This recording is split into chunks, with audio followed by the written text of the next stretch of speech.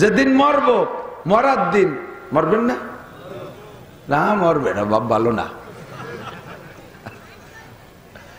বাঁচিতে পারিবেও না, এ কথার মধ্যে কোনো সন্দেহ নাই।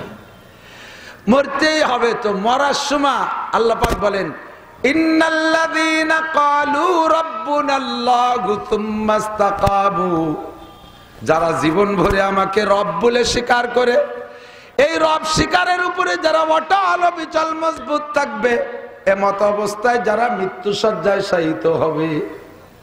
এরপরে লম্বা কথা, রূহের জগতে পড়াইছে, আমাকে জিজ্ঞাসা করেছে আমি কি তোমার রব নই? মরার পরে রূহকে জিজ্ঞেস করা হবে তোমার রব কে?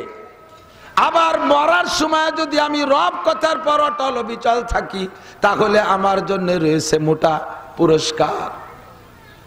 এজন্য আমার বুঝ, এই ঘাটে ঘাটে পদে পদে আল্লাহ তাআলা রবকে ঠিক রাখছেন।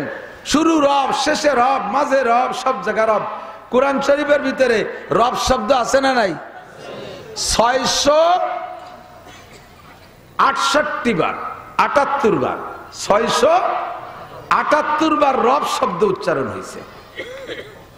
678 বার। এক্ষুনি গুগলে সার্চ দেন, কাম্মাররা লফজ রব ফিল কুরআনিল কারীম, এই আরবি লিখে সার্চ দেন, দেখবেন বের হয়ে আসবে।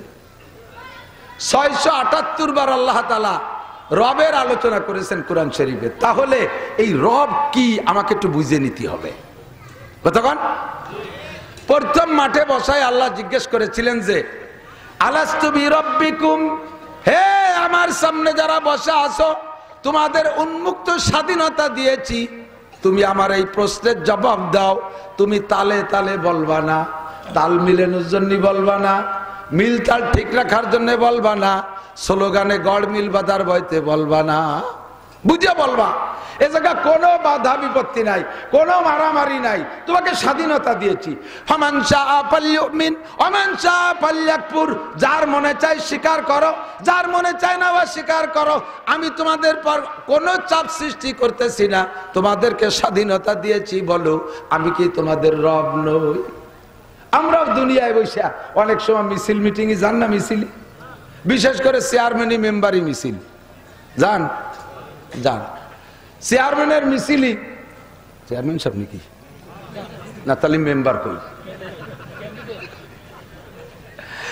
উনি যদি নির্বাচনে বড় মিছিলই বেরোয়, এই মিছিলই যদি ওরা ছেলে থাকে, ভাই নাম কি, যে নামই হোক, আমি আলাদা নাম কই, মানে ইউটিউবে ছড়াই যাবে না। আব্দুর রহমান ভাই, ওই মিছিলি তো আর সবটুক কয় না, রহমান ভাই কয়, সবাই কয় আমার ভাই, তোমার ভাই, সবাই কয় রহমান ভাই, রহমান ভাই। আর রহমান ভাই ছেলেও যদি ওর মধ্যে থাকে, সে কি রহমান আব্বা? রহমান আব্বা ও কি কয়? রহমান ভাই কয় তুই ভাই কইস কা? কয় তাল ঠিক রাখি। এর মধ্যে আব্বা কলি তো গড়মিল বেঁধে যায়। আল্লাহ কয় এই জায়গা ওই টেনশন নাই, গড়মিল বাদে বাদুক। তুমি যদি আবার রব বলে পছন্দ না হয়, স্বীকার করতে মনে না চায়, আমাকে বিশ্বাস না হয়, আমার ভিতরে এই যোগ্যতা নাই বলে তোমার মনে হয়, তাহলে তুমি বলো না আনতা লাস্তা বিরাব্বি, তুমি আমার রব না, বলে ফেলো, কোনো সমস্যা নেই। এভাবে উন্মুক্ত স্বাধীনতা দিছে। এই অঞ্চলের লক্ষ মানুষের মধ্য থেকে আল্লাহ পাক রব্বুল আলামিন বাছাই ছাঁটাই করে অত্যন্ত মহব্বতের সাথে ভালোবেসে আমাদেরকে নিজ নিজ আরামের বিছানা ফেলে সেখান থেকে আল্লাহ পাক হাতে ধরে ডেকে নিয়ে আসছেন। মজলিসে বসে অনেক অনেক কথা আমরা শুনতে পেরেছি, সামনেও যতক্ষণ আলোচনা হয় শুনব। আল্লাহ তাআলা আমাদের এই তৌফিক দিয়েছেন বিধায় শুকর আদায় করি, আলহামদুলিল্লাহ।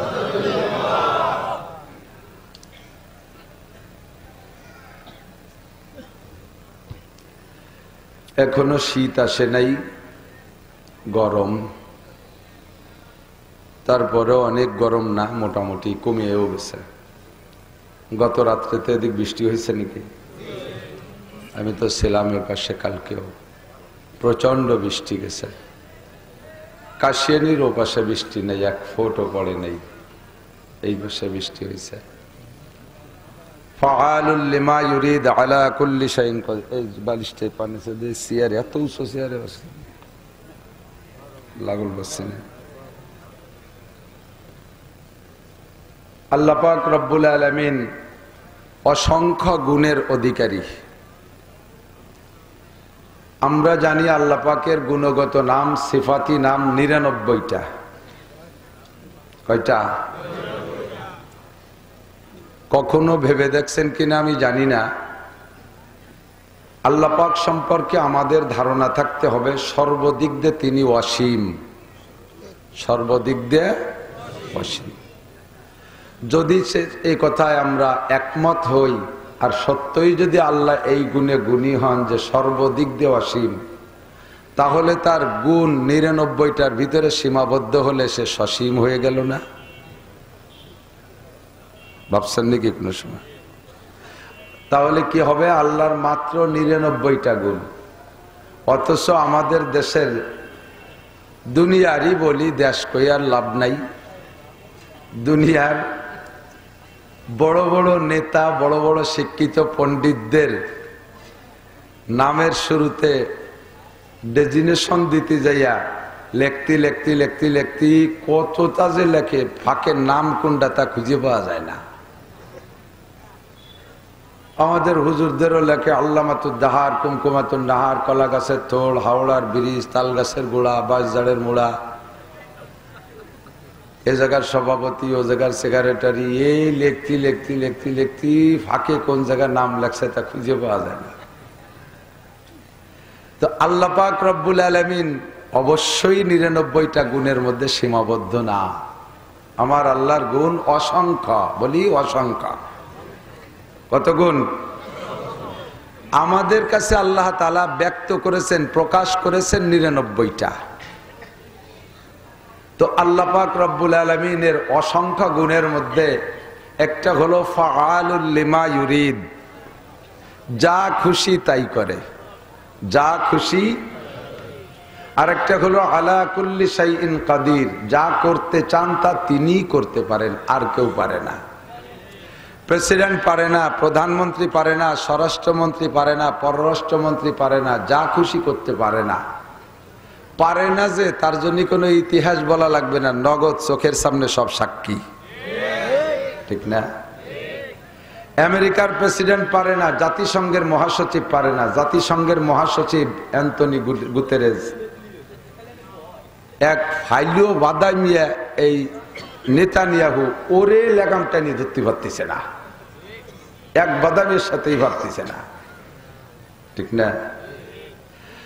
এ সব কাম পারে একমাত্র কে? গতকাল বৃষ্টি দিয়ে আজকে বৃষ্টি না দেওয়ার ক্ষমতা আল্লাহরই আছে, ঠিক না?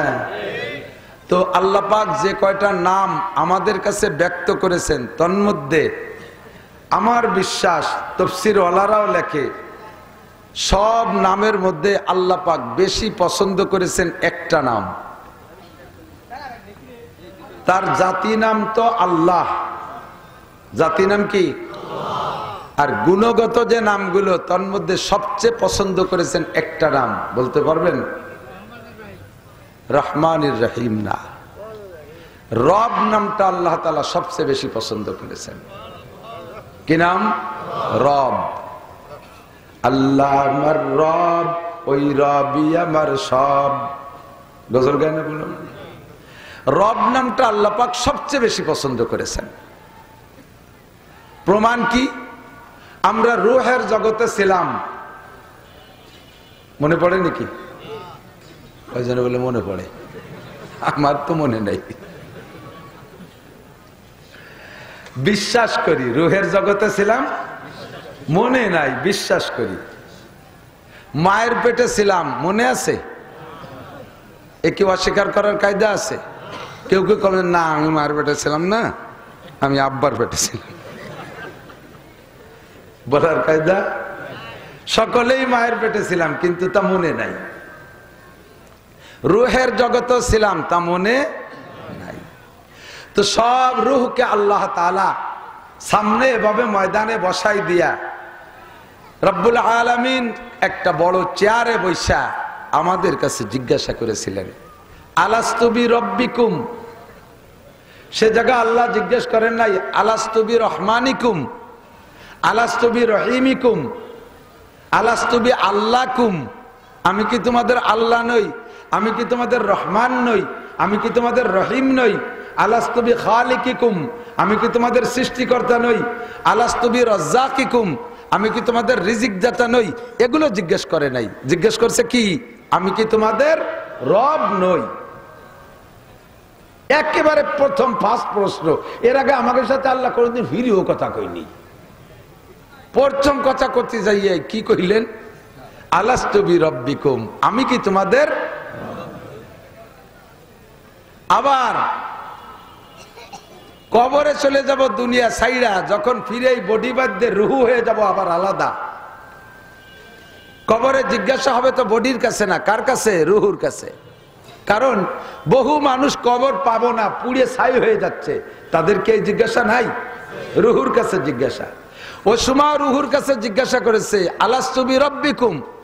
আবার বডি ছেড়ে রুহু যখন আলাদা হবে তখন রুহুকে যে তিনটে প্রশ্ন করা হবে। প্রথম প্রশ্ন কি? মান রব্বুকা, মান আল্লাহ কা, মান খালেকুকা, মান মালেকুকা। এর এক জিজ্ঞাসা হবে না, ও জায়গায় জিজ্ঞাসা হবে মার রব্বুকা, আমি কি আমার মার রব্বুকা, তোমার রব কে ছিল।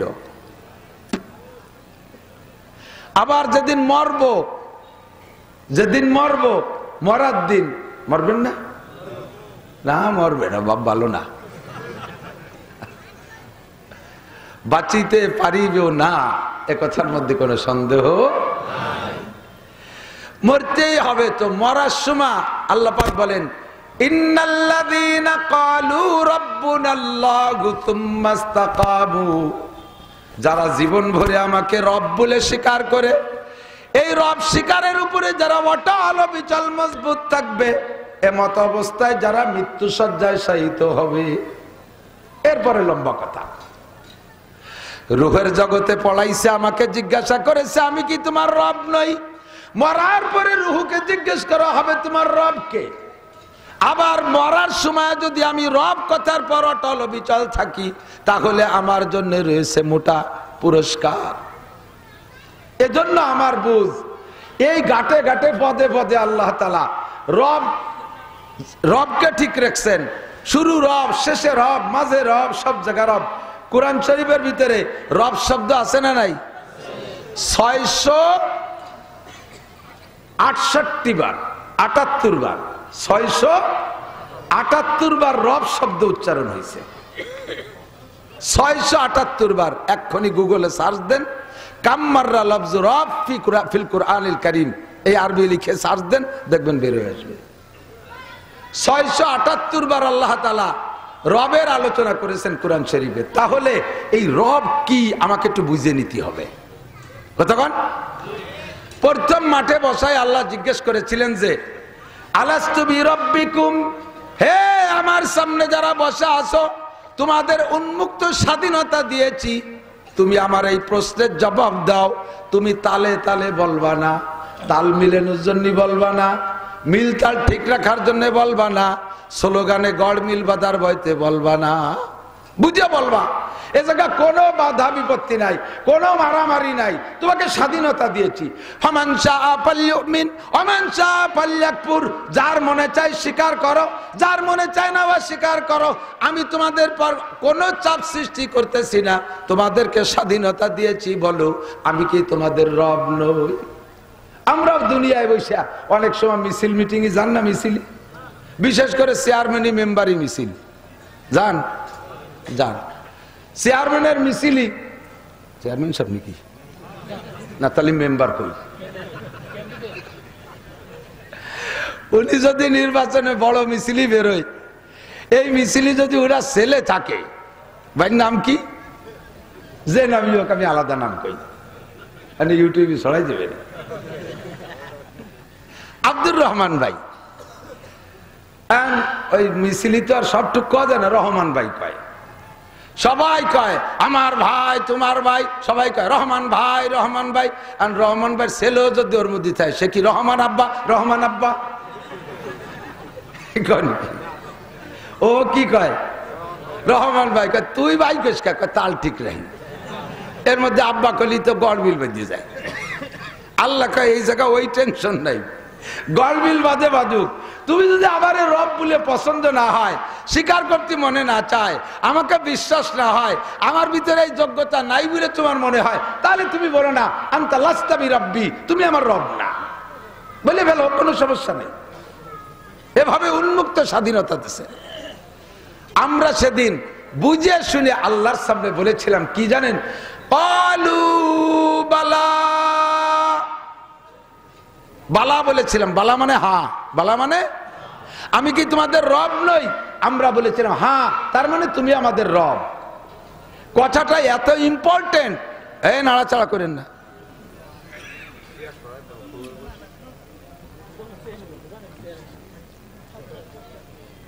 কথাটা এত জরুরি, এত ইম্পর্টেন্ট।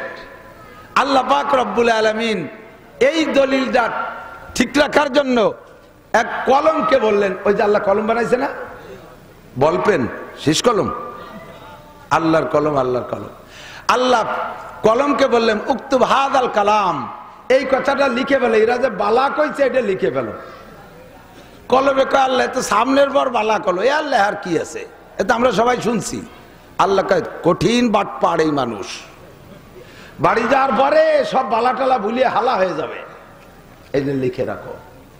একটা কাগজে লিখছে এই বালা, এই বালাটা লেখা একজন ফেরেশতারে দায়িত্ব দিয়েছে, তুমি এটা সংরক্ষণ করে রাখবা। কেন আল্লাহ?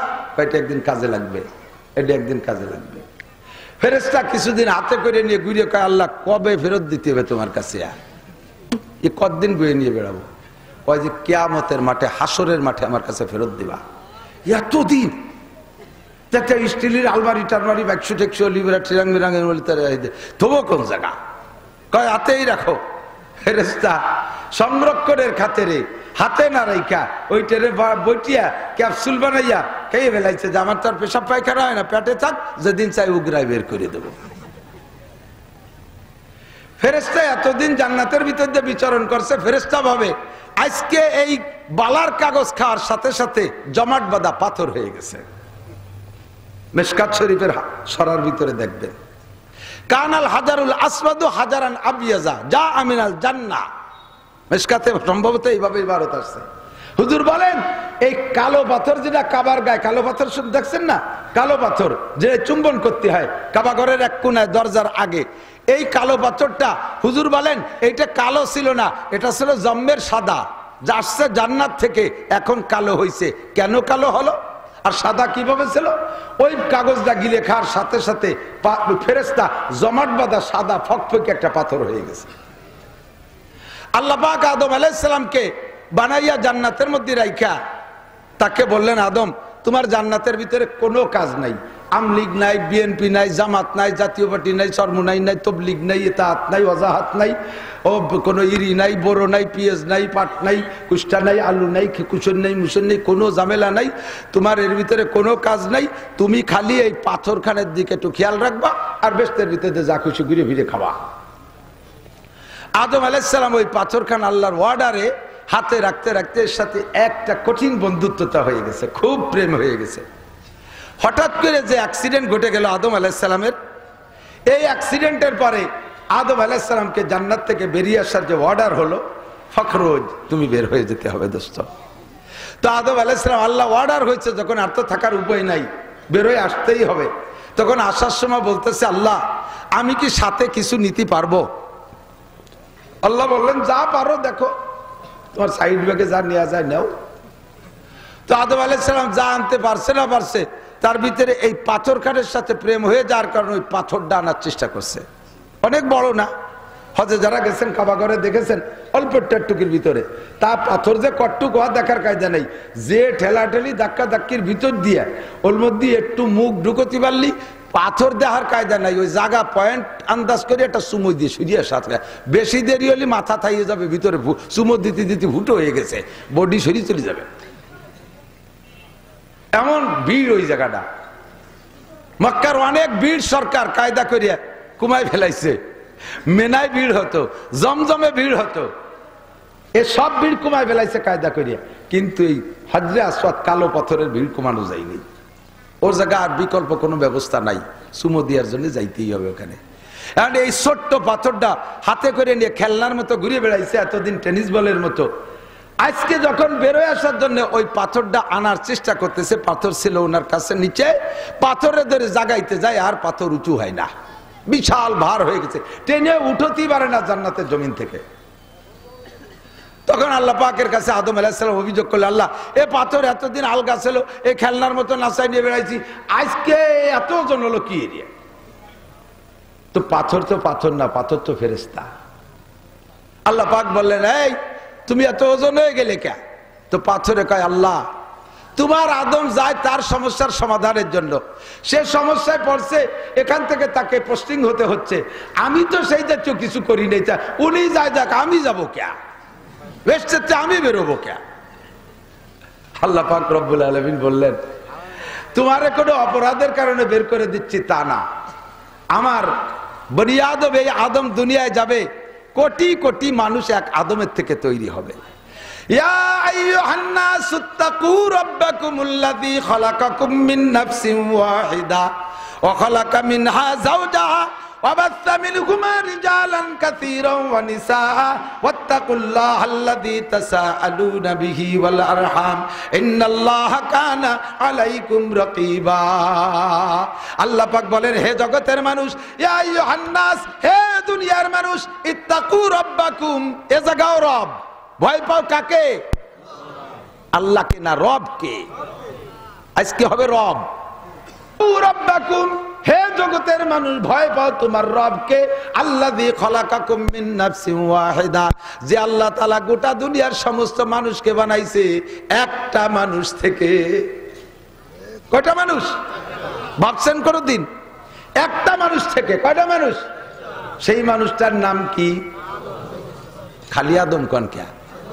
এ কি এই বলমারির আদম নাকি? আমাকে একজন জিজ্ঞেস করে, হুজুর মেহেদী আলাইহিস সালামের কি খবর? আমি দেরি আছে আসতে। না আসছে তো, আমাকে ফুকরো বাড়ি, মেহেদির বাড়ি ফুকরো। কি কয় মেহেদি? হ্যাঁ, তো ভ্যান চালায়, তার চারটে ছেলে মেয়ে। এই মেহেদি কি সেই মেহেদি? এই আদম কি সেই আদম? এই আদম আলাইহিস সালাম। বলেন, আদম আলাইহিস সালাম।